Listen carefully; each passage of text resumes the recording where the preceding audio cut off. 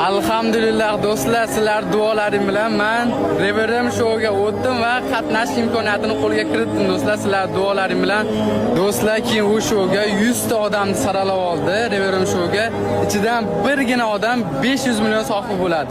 Sizlar duo turinglar, men boricha harakat qilaman. Jismoniymi, ilmiymi, hammasicha boricha harakat qilaman, kurashaman.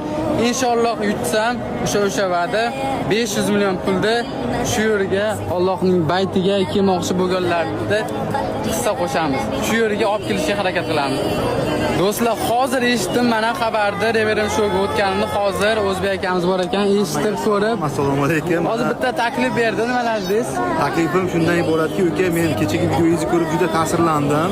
Agarda men g'olib bo'ladigan bo'lsam, shunda 500 millionni hammasini umraga yo'naltirib, umraga kelolmayotganlarni olib kelaman deb va'da berdingiz. Albatta, ko'p nima va'da bergan bo'lsangiz, ko'pini bajaryapsiz, ko'ryapmiz.